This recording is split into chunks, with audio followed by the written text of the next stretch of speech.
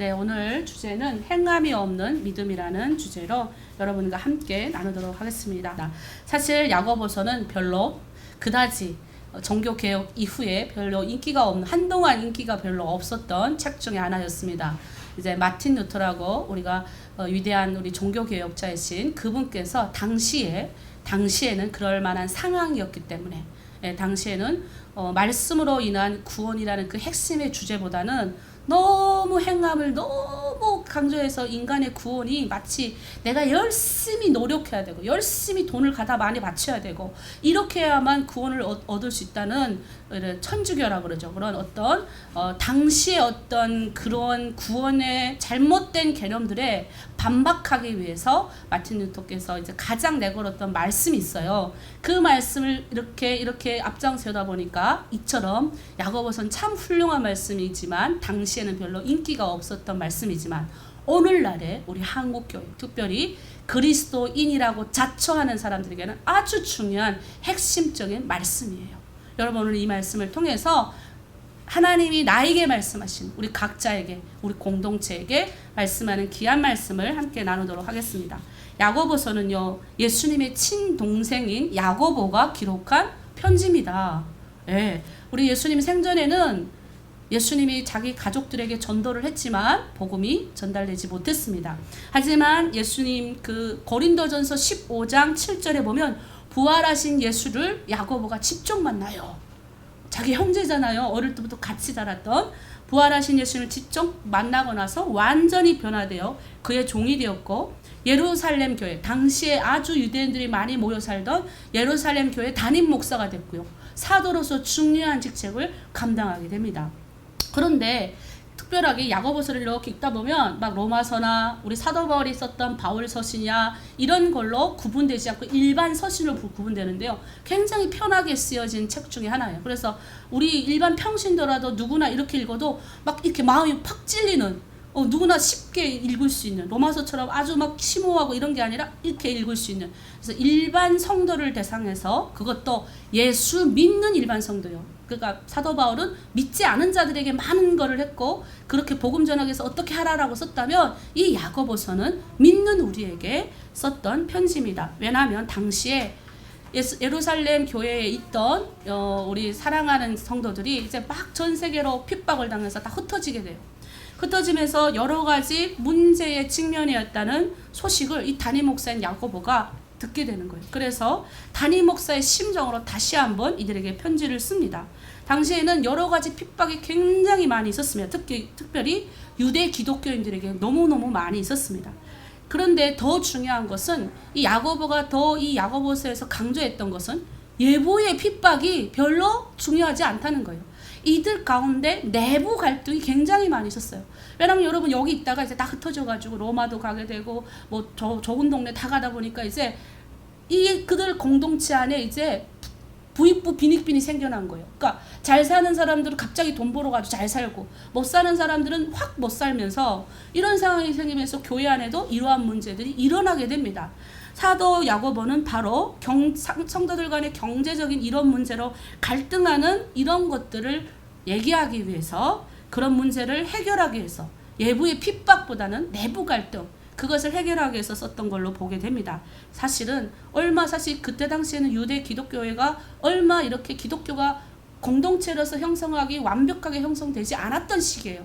그런데 이런 문제가 생기니 잘못하면 공동체가 파괴될 법한 이런 위기도 생겨날 수 있을까봐 야고보 했던 겁니다. 올해 저희 하나로 드림 주제는 공동체 바로 세우기입니다. 제가 가만 보니까 공동체에 여러 가지 문제들이 끊임없이 발생하는데 저희는 공동체에게 주시는 하나님의 말씀을, 공동체에 일어나는 문제들을 하나님의 말씀으로 해결하려고 했습니다. 마찬가지로 야고보서도 보면 우리가 외부의 핍박이 별로 중요하지 않더라고요. 항상 공동체는 내부의 갈등 때문에 문제가 더 생겨요. 중국 내 공동체도 마찬가지고 우리 내 공동체도 마찬가지입니다. 그래서 우리는 야고보서를 통해서 교회가 원래 회복되어야 될 성숙한 모습을 무엇인지를 우리는 살펴보기를 원하고요. 우리 공동체는 어떤 공동체가 되어야 될지, 제일 중요한 것은 우리 공동체도 지금은 연약하고 어렵고 막 어려우니까 독주님 사모하지만 조금만 우리 공동체에도 좀 부자도 생기고 이러면 쫄부 신부가 생겨가지고, 쫄부 아시죠? 쫄부. 쫄부라 하면 되지. 졸부. 예.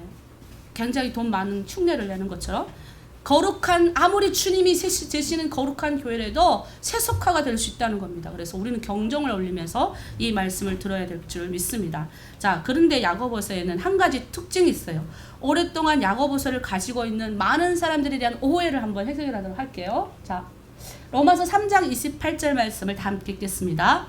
그러므로 사람이 의롭다 하심을 얻는 것은 율법의 행위에 있지 않고 오직 믿음으로 되는 줄 우리가 인정하노라. 무슨 말입니까? 너희가 구원을 얻고 하나님의 성품으로 변화되는 것은 너희가 열심히 노력해서 되는 것이 아니야. 뭐라고요? 그렇게 돼서 행위에 있지 않고 너희가 지금 믿는 믿음에 있다라고 사도 바울 선생이 로마서 3장 28절에 이야기를 해요. 근데 야고보는 다른 이야기를 합니다. 읽겠습니다. 시작. 이러보건대 사람이 행함으로 의롭다 하심을 받고 믿음으로만은 아니니라. 겉으로 보면 상반된 서로 대치된 주장으로 보입니다. 이 문제 가지고요 이런 얘기를 해요. 그러니까 사도 바울 선생이 말한 행함이 없으면 천국도 못 가. 이러면 야고보 선생님 말씀은 막, 근데 야고보 선생님 왠지 사도 바울의 의견과 정반대되는 얘기를 하네. 그러면 우리가 열심히 행함이 없으면 다 천국에 못 가? 왜 천국에 가느냐 마느냐를 계속 규정을 줘요. 절대 그런 의미로 씌워진 게 아니에요.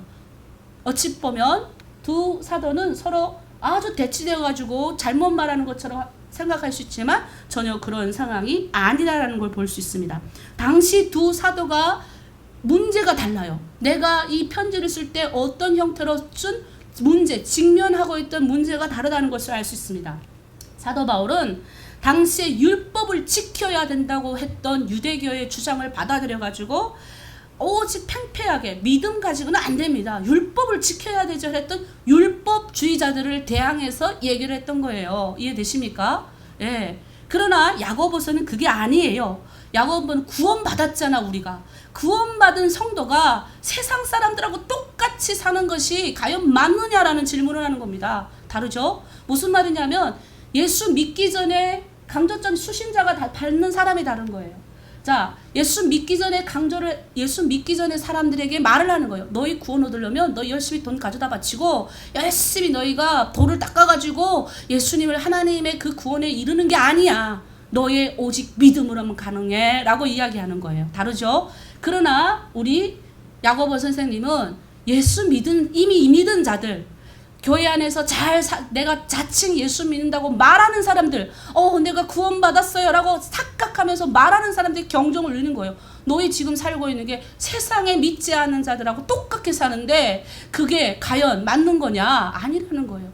행함의 믿음에는 너의 행함을 보여줘. 성경에도 그렇게 나왔어. 무슨 말이냐면 사도 바울은 이제 금방 초신자들에게, 믿음을 막 올라가는 초신자들에게 씨앗씨를 뿌리고 물 뿌리면서 강조하는 거고요. 야고보서는 결말에 기독교인들의 마지막에는 반드시 심판대 앞에 있어서 우리의 행실로 너희가 심판받는다 이렇게 얘기하는 거예요. 무슨 말인지 이해되십니까?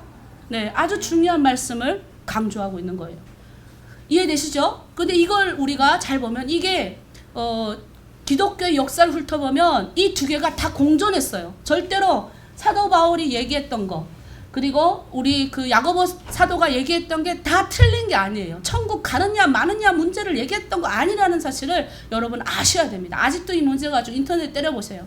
아직도 천국에 가느냐 사도 바울 선생님의 말이 맞다 아니다 뭐 이런 말들이 되게 많아요. 그거는 잘 깨닫지 못하고 배우지 못해서 그런 현상이 생기는 겁니다. 그래서 오늘은 우리가 정확히 이야기해야 됩니다. 사도 바울 선생은 예수 믿기 전에 믿음은 오직 말씀, 믿는 믿음으로만 구원받는 거지 내가 열심히 돈 가져다 바치고 열심히 교회 생활 막 해서 되는 게 아니라는 데 내가 이제 더 구체적으로 얘기할게요. 그리고 야고보 사도는 이미 믿는 우리들에게 너희가 지금 그리스도인이 맞아?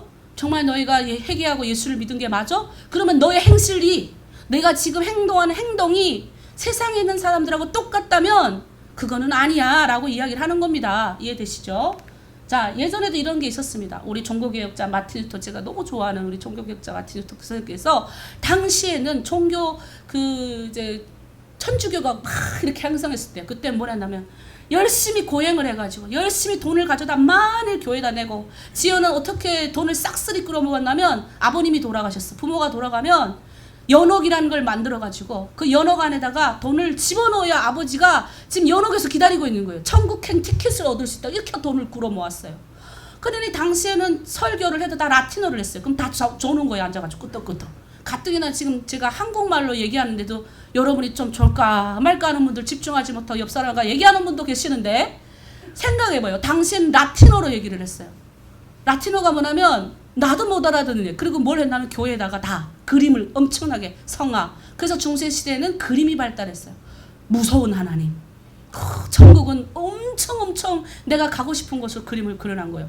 그러니까 열심히 구원을 얻으려면 어떻게 되냐? 너희 돈도 많이 가지고 하고 열심히 밖에 나가 일을 해가지고 그래야 너희가 구원을 얻을 수 있어 라고 강요를 했어요. 그런데 마틴 루터가 아주 위대한 거예요. 이분 때문에 지금 우리 마음껏 성경을 보는 거예요. 이분 때문에 우리가 흔들리지 않는 거예요. 얼마나 감사해요. 아니면 우리도 지금까지도 열심히 돈 모아가지고 내가 힘써 행해야만 구원 얻은 줄 착각하면서 살 거예요. 그래서 이분이 그때 가장 주장하고 나섰던 두 가지 책이 바로 로마서와 갈라디아서예요.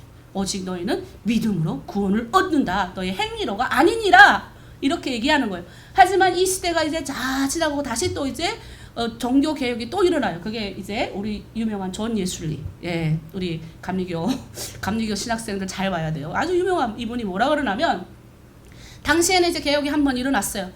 전통적인 교회 안에 이젠 교회가 다 성장해가지고 딱 네모반듯하게 엄청나게 잘 서 있어요. 근데 그 안에서 얘기하는 거예요. 너희가 지금 구원받은 백성이 이렇게 사는 게 맞느냐? 오늘날 우리 한국 교회 이야기하는 거예요. 오늘날 우리 교회 이야기하는 겁니다. 여러분 정신 바짝 차리고 들으셔야 돼요. 너무나도 주변이 이제는 먹고 사는데 편안해진 거예요. 이제는 어디 가져놔도 다 예배당이 있는 거예요. 지연은 시골에도 예배당이 다 있었어요. 그러니 그뒤 내가 막 목숨을 걸고 예배를 드리지도 않아도 되는 거예요. 처음 우리 중국내 탈북민들이 우리 예배를 열었을 때 다들 울었어요. 제가 엄청 감동되더라고요. 선생님 깜짝 놀랐어요. 우리를 위해서 이렇게 기도하는 사람들이 있는 줄 몰랐어요. 우리들을 위해서 이렇게 같이 눈물 흘려주는 사람들이 있는 줄 몰랐어요. 저는 그래서 맞아 우리가 이렇게 예배를 시작한 게 맞는 거야 라는 확신이 들었어요. 그리고 이들에게 정말 예수 그리스도의 복음이 들어가야 돼 이런 확신을 들고 시작했어요. 하지만 예배가 굳어지고 이제는 고착화되고 공동체도 잘 성장하고 하는 이 단계에서 삐걱삐걱대는 거예요. 예배에 대한 감사함이 없어요. 우리도 마찬가지예요. 아무 때나 이 유튜브라는 채널을 틀면 송 목사님보다 더 훌륭한 말씀을 전하는 설교가 딱 나오는 거예요. 그리고 교회는 안 가도 돼요. 이제는 말씀만 들어가지고 앉아가 판단하는 거예요. 아니 이 목사님은 오늘 왜 이렇게 말씀하시지? 아이고. 아니 이 목사님은 새벽 설교 왜 이렇게 하시지? 이런 성도들에게 지금 야고보서가 이야기하는 겁니다. 너희 과연 예수 믿는 자로서 제대로 행동하는 거 맞니? 그게 구원받은 자가 아니야. 너의 믿음에는 행동이 따라야 돼. 그게 바로 이 존 예슬리가 다시 이때 다시 이거 한 거예요. 고착되어 있는 교회 가운데 향한 우리 주님의 메시지를 얘기했던 거예요. 자, 그러면 우리는 살펴봐야 될 게 있습니다. 제가 이거 가지고 굉장히 고민을 많이 했는데 어떻게 여러분들에게 설명하는 게 맞을까? 오늘 구원받았다고 여러분이 입증됐자 다 이 사람들은 내가 구원을 받았어. 그래 나 이제 구원받았어. 천국 티켓은 다 가져다 놨어. 그런데 저는 구원을 받았다고 입증하는데 어떤 행함이 필요한지 여러분에게 묻고 싶습니다. 첫 번째는 여러분 안에 내가 정말 구원받은 자가 맞는지에 대한 첫 번째가 뭔지 아세요? 회개에 합당한 열매가 있어야 된다는 겁니다. 저는 이게 반드시 있어야 된다고 생각하는 사람입니다. 회개하지 않고 예수 그리스도를 믿은 사람은 이 세상에 절대 없습니다. 영원한 생명에 관련해서 믿음과 회개는 동시에 태어납니다. 여러분 잘 들으셔야 돼요. 결코 죄에 대해서 한 번도 회개한 적이 없다면 과연 여러분이 올바른 믿음을 가지고 있는 것인지 진지하게 여러분이 돌아설 필요가 있습니다. 돌아볼 필요가 있다니까요. 한 번이라도 이 제약 때문에 내가 세상에 지금 가지고 있던 이 전에 가지고 있던 이 제약 때문에 한 번이라도 가슴 아파 본 적이 있어야 이스러운 사람이 영원한 생명을 믿음으로 받은 예수 그리스도를 고백하고 감사할 수 있는 사람이라는 거예요. 그런 사람이 아니면 내가 교회는 다니지만 그리스도인이 아닐 수가 있습니다, 여러분. 그러니까 세상하고 똑같이 살죠, 교회 와서도. 세상에서도 막 그냥 사업가로 사는데 교회 와서도 사업가로 살잖아요. 그러면 안 되는 거죠. 저는 다 자신의 죄악을 하나님 앞에서 진심으로 낮추고 자신의 죄를 미워하지 않는 사람이라면 살아계신 하나님 앞에서 그런 사람은 구원을 가져다주는 믿음 자체를 이해하지 못한 사람이다. 저는 이렇게 생각해요. 제가 이거 고민하면서 어떻게 여러분에게 설명할까? 근데 제가 구원받은 사람이니까 내가 구원받은 걸 여러분께 설명하는 거예요. 나는 이거니까 가능한 거예요. 왜? 지금도 제가 20년, 지금 훨씬 예수 믿은 지 22년 지났는데도 무슨 생각이 드냐면 매일 돌아봐요. 저녁이면 내가 오늘도 어느 한마디 잘못한 것에 대해서 예전에 내가 가지고 있던 아직도 그런 습성이 나오는지, 어젯밤에도 우리 남편한테 졸라 물어봤는데도 우리 남편이 얘기를 안 해줘요. 한마디만 해주면 내가 좋았을 건데, 여보, 내가 처음 자기 만났을 때와 지금 좀 변한 것 같아. 가만히 있는 거예요. 그걸 화가 나더라고요. 그래서 다시 물었어요. 여보, 정말 내가 제일 물어봐야 돼서 자기 남편한테, 같이 사는 사람이 제일 잘 알아요. 내가 변했는지 안 변했는지는 하나님 다음으로 남편 가정이 알아요. 그러니까 나는 내가 해결을 했던 사람이기 때문에 이거에 대해 상당한 고민이 있는 거예요. 정말 믿음이 뭘까? 믿음은 자신의 죄에 대해서 한 번이라도 돌아본 적이 있는 사람이 정말 믿음을 가진 사람. 그런 사람은 굳이 여러분 행함으로 사십시오 이렇게 하지 않아도 그렇게 매일매일 하나님 앞에 살 수밖에 없습니다. 여러분 이해되십니까? 이게 머리로만 이해되고 마음으로 이해가 돼야 됩니다. 그리고 그런 사람이라면 여러분이 생각하셔야 돼요.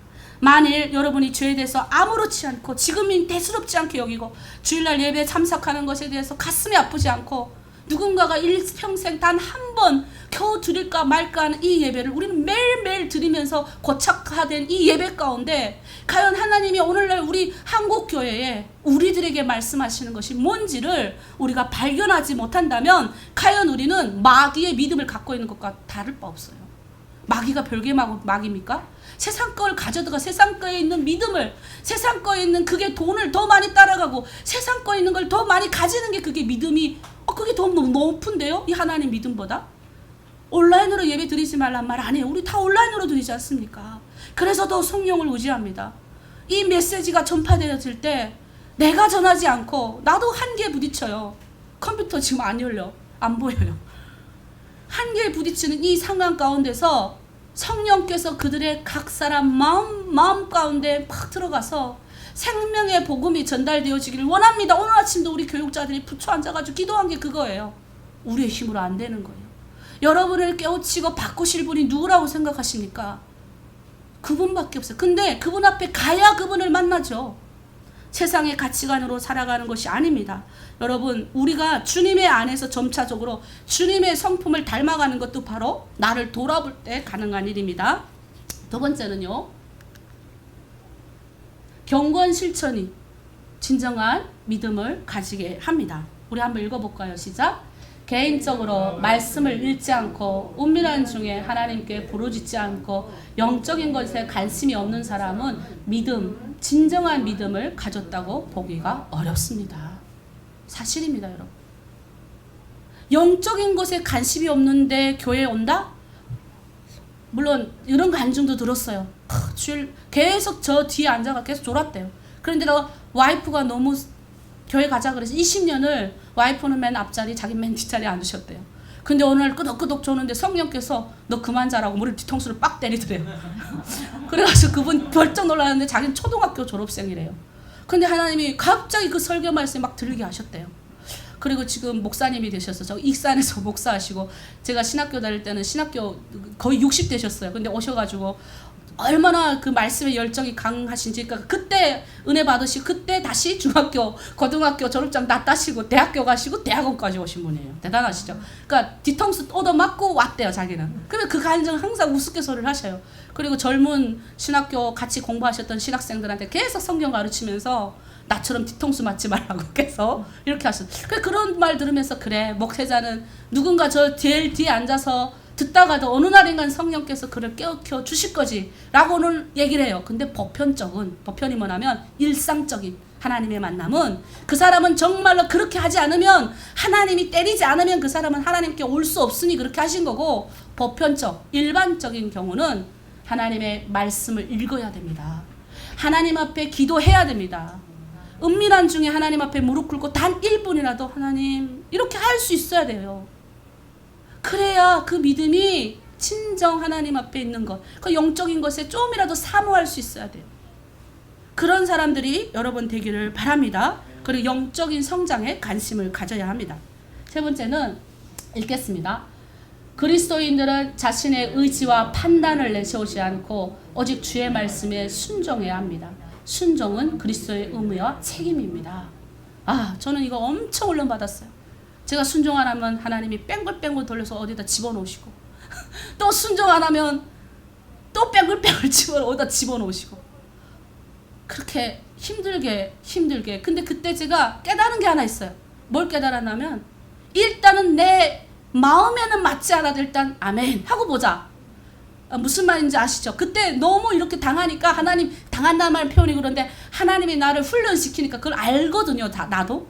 여러분 이제 주님과 가까워지면 이게 지금 하나님이 주시는 환난인지 내 시험 때문에 오는 환난인지 다 구분이 됩니다. 근데 나는 다 알아요. 다 아는데 이게 안 되는 거예요. 그래서 일단은 내가 예스 하기로 했어요. 아멘. 그리고 내 마음에 감동이 안 되던 거절을 하면 안 돼요, 여러분. 하나님도 사람도 마찬가지예요. 여러분, 사람도요, 대놓고, 저 이렇게 못합니다. 이렇게 하면 안 돼요. 기독교의 순종은 기독교인의 뭐예요? 그리스도의 의무와 책임이에요. 주일 예배 못 들어올 수 있습니다. 농사 짓고 어려워서 못 할 수 있어요. 그러면 일단은 아멘 하는 거예요.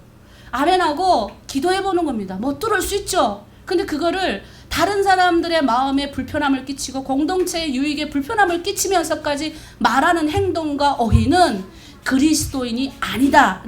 여러분 그럼 난 뭡니까? 지금 아니기 때문에 여러분한테 얘기해 드리는 거예요. 정말 여러분이 그리스도인 되고 싶죠? 정말 주님이 큰 축복을 받고 싶죠? 그러면 일단은 순종이 그래서 제사보다 낫다 그래서 무슨 말이냐면 제사가 뭐예요? 하나님 앞에 예배하는 겁니다. 순종은 뭐냐면 너희가 순종하는 거는 예배 매일 드리는 것보다 낫다는 거예요. 저희 중국내 공동체 잘 성장하는 분들 보면요. 정말 어려워요. 환경은 똑같이 어렵습니다. 시부모님 돌봐야죠. 남편 아파서 병원 입원했죠. 아이는 매일 학교 보내야죠. 돈을 벌어야죠. 남편은 능력이 없으니까 안 되죠. 내가 다 해야 돼요. 그런데 그걸 다 하시더라고요. 근데 기쁨으로 하셔요. 예전과 이후가 또 달라요. 무슨 말이냐면 예전의 환경은 똑같은 거예요. 환경은 다 똑같아요. 지금이나 예전이나 똑같은 환경이에요. 하지만 뭐가 달라진지 아십니까? 이들이 이 환경을 바라보는 태도가 달라진 거예요. 하나님이 나와 함께 하시니 나는 반드시 이것을 믿음으로 이길 수 있어. 감사함으로 이길 수 있어. 라는 믿음을 가지고 나아가는 사람들은 하나님이 축복을 주시는 거예요. 얼마나 얼굴이 밝은지. 모임할 때마다 내가 막 너무 감사해요. 막 뛰어갖고 예배에 들어와요. 조금 늦었지만 집중해서 10분이라도 20분밖에 수요일날 설교를 안 해요. 10분이라도 그 설교를 듣기 위해서 앉아있더라고요. 우리 하나로 드리면 뭔 들어오지도 않아요. 괜찮아요. 뭐 따로 또 이제 계속 주일날 강력한 이야기를 내 두 눈을 보고 계속 마주하니 얼마나 힘드시겠어요, 여러분도. 근데요, 그거 아셔야 됩니다. 나의 의지와 판단을 세우지 마세요. 그냥 일단 마음에 안 들어도 아멘. 다 따라합니다. 마음에 안 들어도 아멘. 네, 그리고 기도해 보시고 그 다음에 조용히 이야기하는 겁니다. 조용히. 이해되시죠? 그렇게 저희가 해야 됩니다. 그래서 순종의 행함을 실천하고 있는지 내가 살펴봐야 됩니다. 그게 뭐냐? 내가 진짜 그리스도인으로 살아가는 거예요. 만약 그렇지 않다 그러면 내가 그리스도인인지 아닌지를 점검해 봐야 돼요. 그냥 교회에 그냥 세상의 사람들과 똑같은 생각으로 교회 다니는 사람인지 그냥 구원받고 천국에나 가기 위한 티켓을 따놓기 위한 사람인지를 분명하게 구분해야 합니다.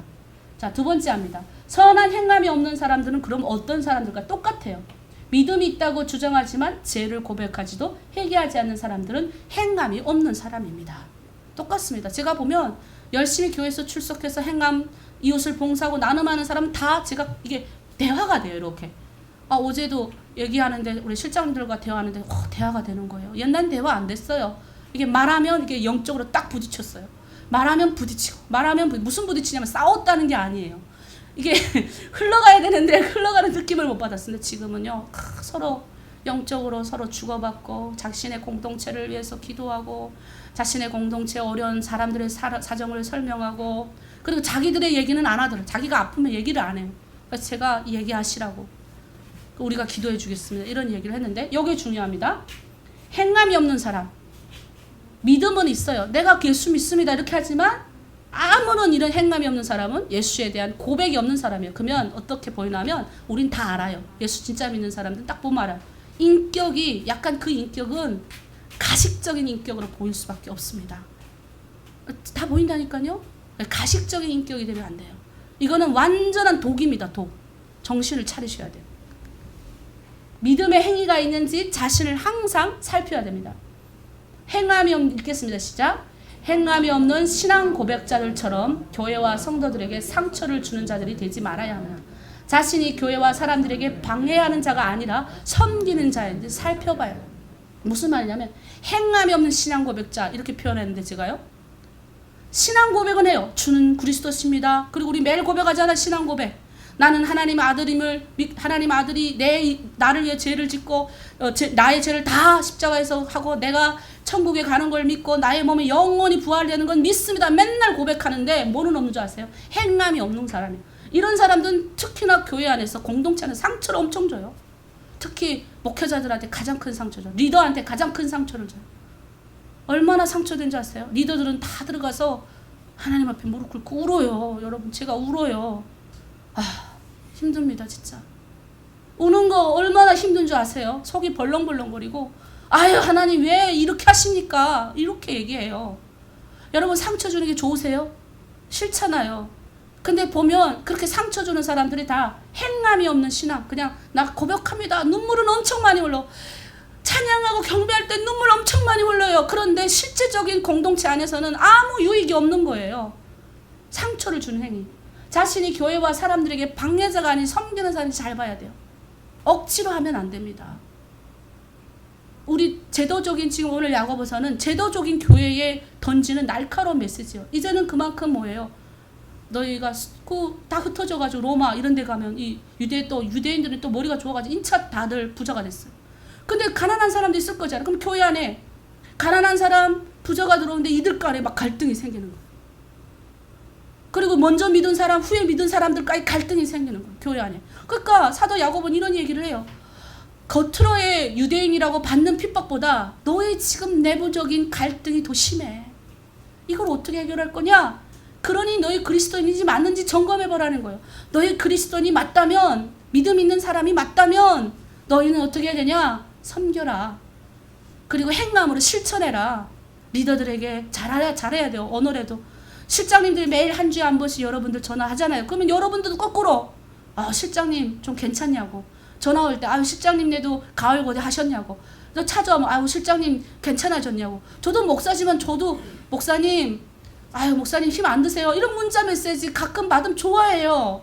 아니 저는 맨날 퍼주는 사람인가요? 저도 누군가의 사랑 갈구한다고요. 그러니까 여러분이 그렇게 서로 공동체 안에 그렇게 서로 보듬어줘야 된다라는 말입니다. 제일 중요한 것은 리더한테 상처 주지 마세요.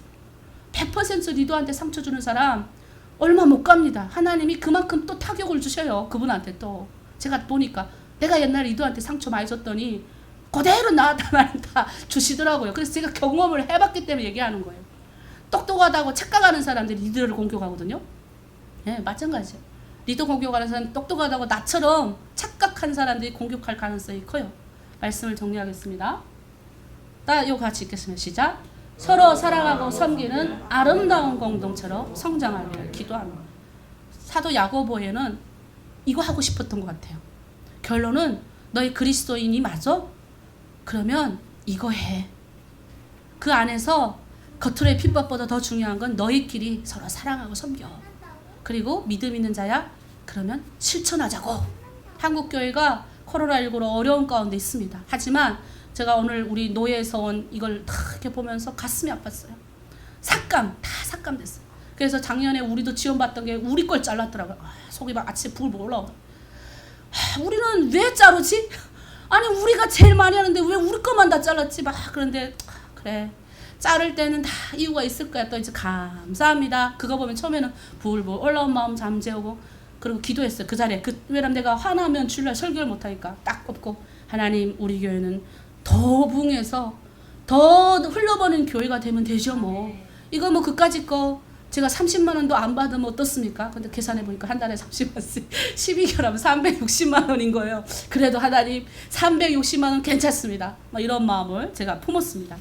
제가 이번 주에 우리 중국 내 공동체들 모임을 했는데 공동체들이 다 이런 말을 하더라고요. 작게 20분 모임했는데 시골 생활 힘들게 하는데 구제역이 나서 한 자매가 돼지 이게 잊어버린 거예요. 그 자식처럼 시킨 그게 다 이제 그게 됐으니까 얼마나 그 심정이 막 아프겠어요. 그래서 너무 몰랐어요. 그런데 이제 그걸 안 우리 그 공동체 사람들이 이제 헌금을 이렇게 모아서 이제 뭐 얼마 안 돼 200원 이렇게 드렸다고 하더라고. 잘했다 그랬어요. 근데 그 자매가 모임 때 들어와서 왜 나만 겪는 고난인가 불렀대요. 다 울었대요. 아, 제가 감사했어요. 상황을 볼 줄 아는 거죠. 물론 그 찬양 가사가 왜 나만 겪는 고난이 했지만 그 밑에는 굉장한 후렴부에 가면 굉장한 엄청난 고백이 담겨있는 찬양입니다. 여러분 한번 찾아보세요. 근데 너무 기뻤어요. 만약에 구제역을 당했는데 옛날 같았으면 어떻겠어요. 신세 한탄했었을 자매가 구제역을 똑같이 당했는데 울면서 들어와서 뭐예요? 왜 나만 겪는 고난이냐? 주님을 찬양하잖아요. 그런 어떤 마음을 벌써 가졌다는 게 중요해요. 이번에 추석 지났는데 어제도 실장님이 그러더라고요. 도시에서 돈을 많이 버는 자매들이 거꾸로 시골에 있는 자매들한테 월병 다 사서 보내고 사탕 사서 보내고 저한테도 반 보낸대요. 그래 오다가 걸리니까 보내지 말라고 그랬어요. 무슨 마음이에요? 내가 다른 우리 야고보서가 말했던 돈 좀 잘 버는 도시에 나가 일하는 우리 탈북민 자매들이 조금 못 버는 시골에 있는 어려운 자매들이 월병을 보내주는 거예요. 그리고 또 이제 그 추석이니까 다 월병을 또 나눔한 또 공동체도 있어요. 이런 공동체 보면서 내가 막 힘이 나는 거예요. 막 무슨 힘이 나요? 야, 우리가 1년 내내 공동체 살리자, 공동체 세우자 막 이랬는데 결국 이들의 삶 가운데 그게 쫙 스며들더라는 거예요. 너무 기분이 좋았어요. 우리도 추석날 엄청 나눔했잖아요. 생일날도 막 올라오죠. 난 너무 기뻐요. 생일날 제일 좋아. 그동안 카톡 안 하던 분들도 생일날만 되면 다 올라와. 말씀을 읽어서 올리십시오 할 땐 말씀도 잘 안 읽어 올려. 근데 생일날만 되면 무슨 교회 그 카톡방은 난리가 났어. 춤추는 거 무슨 이거 뭐야 이거 메가폰 하는 거 뭐 난리가 났어. 그럴 땐 제일 행복해요. 교회 카톡방이 이렇게 난리 날 수가 없는 거예요. 좋더라고요. 결국은 그런 공동체 서로 사랑하고 섬기고 아름다워. 어차피 성경은 평생 읽습니다. 기도는 우리 평생 해야 됩니다. 그런데 성경 읽고 기도한다는 사람들이 서로 상처 주면 되겠습니까? 조금 성경 덜 읽고 기도 덜 하면 뭐 어때요? 서로 사랑하고 얼마나 좋아요. 도시에 있는 자매가 그 어렵게 번 돈을 엄청나게 힘들게 벌어요. 근데도 예배는 꼬박꼬박 들어와요. 그 돈을 가난한 시골에 있는 자기 공동체 자매들에게 보내는 이런 아름다운 공동체들이 우리 하나로 드린 공동체 가운데 많이 나오기를 원합니다. 우리도 돈을 열심히 모아서 북한에 보냈지 않습니까? 그래서 내년에도 또 우리 열심히 준비해서 이제 크리스마스 그러니까 11월 달 저희가 그 추수감사절 12월 또 성탄절이 있는데 그때 우리의 마음을 좀 보이시는 여러분 되길 바랍니다. 기도하겠습니다.